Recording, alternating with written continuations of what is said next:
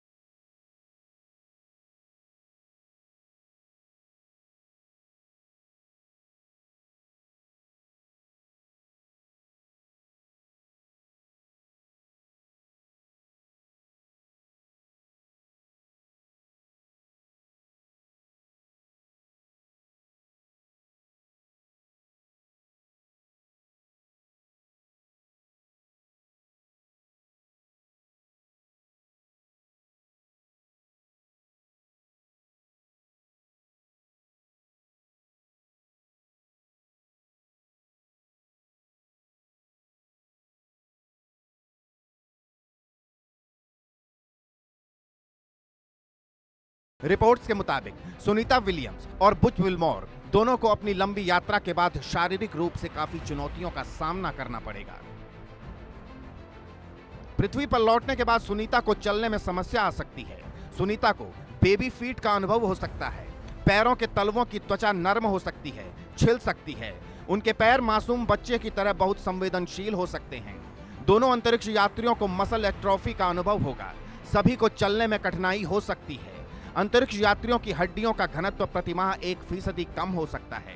सुनीता और Butch Wilmore अपनी हड्डियों के घनत्व का 9% खो सकते हैं। पीठ के निचले हिस्से और पैरों की शक्ति जा सकती है। खड़े होने, चलने, संतुलन बनाने में कठिनाई हो सकती है। क्या समस्याएं होंगी और क्या नहीं, इन सब सवालों के जवाब भविष्य के गर्त में छिपे हैं। लेकिन इतना तय है कि एक लंबा वक्त अंतरिक्ष में बिताने के बाद सुनीता विलियम्स और बुच विल्मोर की वापसी हो रही है। पूरे भारत में प्रार्थनाओं का दौर भी जारी है। अब बस सुनीता के धरती पर कदम रखने की बारी है। Bureau report, India news.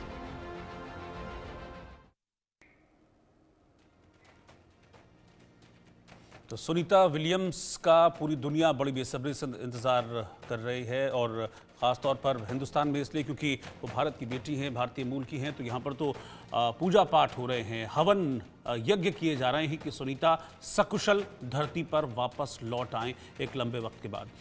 लेकिन क्या अभी भी धरती पर जब तक लैंडिंग नहीं हो जाती कोई कॉम्प्लिकेशंस हैं, और नीचे एक बार आने के बाद, धरती पर आने के बाद किस तरह की प्रॉब्लम्स हो सकती हैं, मेडिकल प्रॉब्लम्स का मैं जिक्र कर रहा हूं, उस पर हम बातचीत करेंगे। मेरे साथ दो खास मेहमान हैं।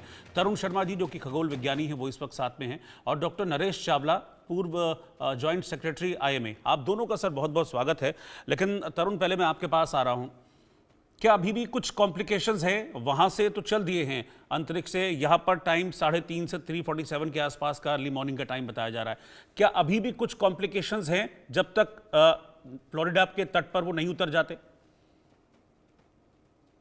धन्यवाद रोहित जी। जी तो एज सच कोई कॉम्प्लिकेशंस तो नहीं है। सारी चीजें जैसे प्लान की गई थी उसी हिसाब से चल रही हैं। इनफैक्ट जो ये लैंडिंग होनी थी ये एक दिन बाद होनी थी। भारतीय समय के अनुसार 20 तारीख को लैंडिंग होनी थी, लेकिन वेदर फोरकास्ट जब देखा गया तो उस दिन मौसम थोड़ा खराब था, तो उन्होंने एक दिन पहले प्रीपोन कर दिया है मिशन को। ठीक है, तो अभी तक जितना भी चल रही जो भी रिपोर्ट्स हैं उसके हिसाब से सब कुछ सही है। वेदर कंडीशन एकदम परफेक्ट है लैंडिंग के लिए, तो सब कुछ अच्छे से जा रहा है। बाकी हमेशा कहते हैं कि लास्ट मोमेंट तक कुछ भी हो सकता है, तो एक रिस्क हमेशा रहता है, बट उसके चांसेस बहुत कम है।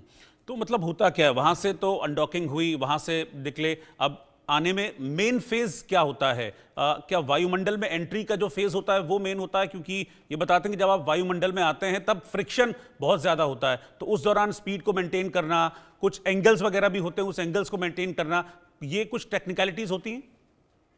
देखिए, 2 पॉइंट इसमें बहुत इंपॉर्टेंट होते हैं। पहला तो आप जब वायुमंडल में एंटर करेंगे, और दूसरा जब आप धरती पर लैंड करेंगे, ठीक है। तो वायुमंडल में जब आप एंटर करते हैं तो उसमें आपको एक पर्टिकुलर एंगल पे ही एंटर करना होता है, अदरवाइज आप वापस स्पेस में भी जा सकते हैं और उसमें आप फिर कंट्रोल नहीं कर पाते स्पेसक्राफ्ट को। और अगर ज्यादा बड़े एंगल पे आपने किया तो जो फ्रिक्शन आपने बताया वो बहुत ज्यादा हो सकता है। टेम्परेचर जो जनरेट होता है उस समय पे वो हो सकता है कि स्पेसक्राफ्ट की लिमिट से ज्यादा हो। जो स्पेसक्राफ्ट उसको बनाया गया है इस हिसाब से कि वो उस टेम्परेचर को मैनेज कर सके, झेल सके, ठीक है। और आने से पहले पूरा जो उसका बाहरी परत होती है उसको अच्छे से चेक किया जाता है कि कहीं भी कोई डैमेज ना हो, कुछ लीकेज ना हो। बिकॉज अगर छोटा सा भी आप वहाँ पे होल रह जाता है, छोटा सा भी टुकड़ा रह जाता है वहाँ पे जो कि कवर्ड नहीं है, तो पूरे स्पेसक्राफ्ट को जला सकता है। जैसा कि हमने कल्पना चावला का जब लैंडिंग होनी थी अर्थ पे उस टाइम उस समय देखा था। दूसरा जो पॉइंट मैंने बताया कि जब लैंड करने वाले होते हैं उस टाइम पे, क्योंकि ये कोई प्लेन की तरह तो है नहीं, ये एक तरह से गिर रहा है, फ्री फॉल कंडीशन में ये होता है, तो स्पीड बहुत ज्यादा होती है। तो पहले तो पैराशूट ओपन होते हैं, पैराशूट ओपन होने से उसकी स्पीड धीरे धीरे कम होती है, फिर कुछ रिवर्स थ्रस्टर लगाए जाते हैं और फिर इसको पानी में लैंड कराया जाएगा। तो उस समय पे पैराशूट खुलने की टाइमिंग, जितने भी पैराशूट हैं वो सही तरीके से खुले, सही समय पर खुले, और जब पानी में लैंड करने वाला हो या एक तरह से गिरने वाला हो उस समय पे उसकी स्पीड जितनी होनी चाहिए अगर उतनी है तो सब सही रहेगा। अगर उससे ज्यादा होती है तो नुकसान होने के चांसेस होते हैं। ठीक है, मैं आपके पास आऊँगा। आपने एक दो बातें जो बताई है उस पर भी मैं आपसे जानूंगा कि है क्या। जैसे आपने बताया कि वापस अंतरिक्ष में जाने का खतरा है, तो वो चीज़ क्या है उसको मैं आपसे समझूंगा। लेकिन पहले मैं डॉक्टर नरेश चावला के पास चलता हूँ अभी। डॉक्टर चावला, करीब 9 महीने तक सुनीता विलियम्स अंतरिक्ष में रही, यानी कि जीरो ग्रेविटी में। अब जीरो ग्रेविटी से वापस ग्रेविटी में आना, गुरुत्वाकर्षण में आना, ये किस तरह के मेडिकल चैलेंजेस उनको हो सकते हैं? पहली बात रोहित पुनेठा, मैं ये स्पष्ट कहूंगा जी। पहले हम सोचते थे कि स्पेस में एक शटल सर्विस शुरू हो जाएगी, तो शटल सर्विस शुरू हो चुकी है। बिल्कुल, इस आई थिंक ये साइंस एंड टेक्नोलॉजी की बहुत बड़ी जीत है, और इसमें no doubt both these astronauts, हमारी सुनीता जी भी और साथ में हमारी बुच विलमोर जी भी, I think they are very tough people. Otherwise ये डोंट माइंड रोहित, जो ये ट्रिप 9 महीने और 13 दिन चला है, ये 7 दिन में पूरा होना चाहिए था। That means they went prepared only for 7 days। Some time back we used to think they may not survive, ये भी था। और no doubt Kalpana Chawla ji lost a life while coming back. इसको देखते हुए आप सोच के देखिए, पहली तो ये बहुत बड़ी जीत है, number 1। Number 2, we still wish the both the astronauts a safe journey back. अभी वो वापस आना बाकी है। तीसरा आपने पूछा क्या है, पहली बात तो वहां जो जिंदगी काटी, वहां टोटल वेटलेसनेस होती है, यानी कि इंसान चल नहीं सकते, सिर्फ उड़ते हैं। उड़ते का मतलब कुछ भी नहीं है। जब वो वापस आएंगे तो दिक्कतें काफी आने वाली हैं। It will be a big challenge for the people who are grounded, यहाँ पे जो बेस पे बड़े हैं, वो भी नासा के साइंटिस्ट भी, and scientist all across the world also देखेंगे कि वो कैसा बिहेव करते हैं। नंबर 1, दिक्कतें किसमें आएंगी, वो चल सकते ही नहीं अभी तो उनको उठा कर चलना पड़ेगा, उनके बेबी स्टेप्स हो जाएंगे, उनको लगेगा कुछ बाहर कुछ अभी वेट जो एकदम बढ़ेगा, वो चल ही नहीं पाएंगे, कॉन्फिडेंस नहीं आएगा। It will take some time, but I must still appreciate the grit and determination of both these astronauts and the 2 other people जिन्होंने 9.5 महीने वहां काटे हैं। It is a big achievement, number 1। Number 2, दिक्कतें छुटपुट आएंगी। अभी तो बायोकेमिकल टेस्ट आने हैं, जैसे कि आपके प्रोमोस दिखाए थे, उनका वेट लॉस भी हो चुका होगा, उनका मसल लॉस भी हो चुका होगा, उनका बोन डेंसिटी भी कम हो चुकी होगी। वो इंटेंस वीकनेस तो एक बहुत छोटा शब्द है, लेकिन seeing their determination and confidence, I am sure जो फोटो अभी तक देखने को मिल रही हैं, they are not feeling much.